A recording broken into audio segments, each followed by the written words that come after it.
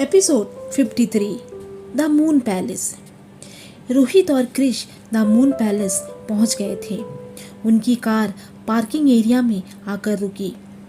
क्रिश और रोहित कार से बाहर आ गए। दोनों ने एक बार पूरे एरिया को स्कैन किया।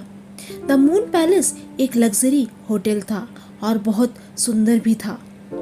रात के अंधेरे में चमचमाती हुई एकदम मून की तरह रात के अंधेरे में चमक रही थी। द मून पैलेस एक्चुअली अभिनव ठाकुर का था। क्रिश और रोहित एक गहरी सांस लेते हुए द मून पैलेस के अंदर चले गए। क्रिश और रोहित सीधा रिसेप्शन पर चले गए। वहाँ पे एक लड़की बैठी हुई थी। उस लड़की ने उन दोनों को एक साथ देखा तो पूछा, how can I help you sir? तो क्रिश ने मुस्कुराते हुए बोला, क्या आप बता सकती हैं मैनेजर हमें कहाँ मिलेंगे?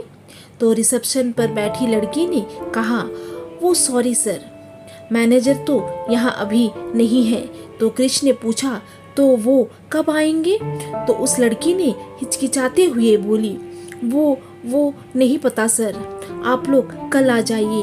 तो क्रिश ने कहा, ओके, हम थोड़ा वेट कर लेते हैं, मे बी अगर वो आ जाए तो आज ही मिल लेंगे। रिसेप्शन में बैठी लड़की की आंखें बड़ी बड़ी हो गई।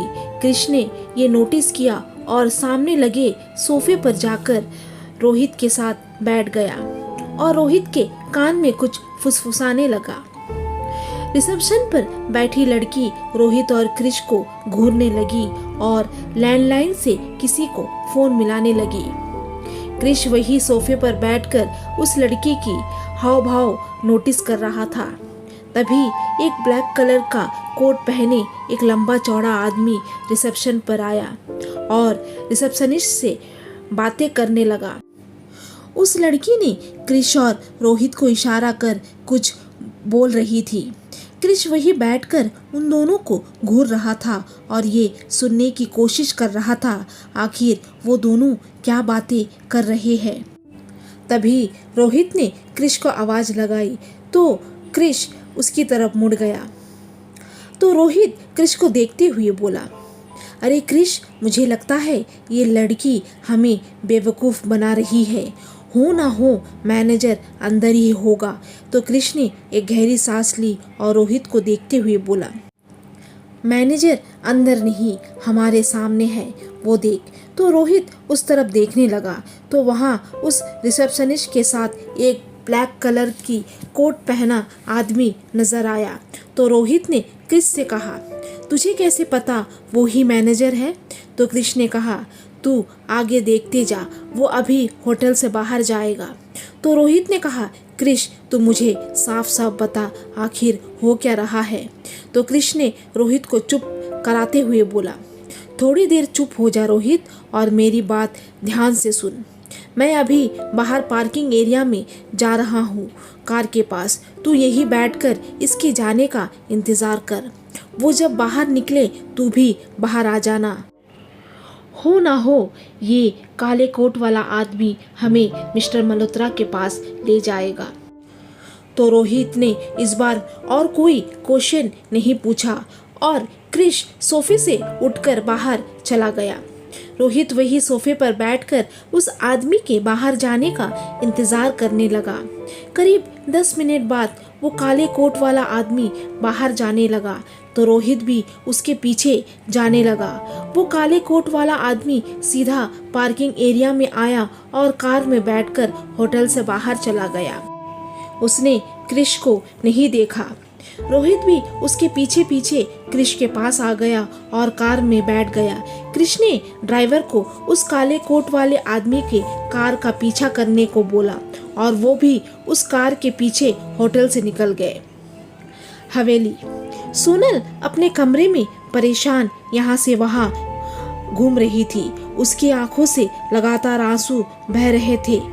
उसका शरीर पूरा कांप रहा था। उसे समझ में नहीं आ रहा था आखिर हो क्या रहा है और वो क्या करे। अभिनव की वो हंसी उसके कानों में गूंज रही थी और उसकी कही हर वो एक बातें उसे बेचैन कर रही थी।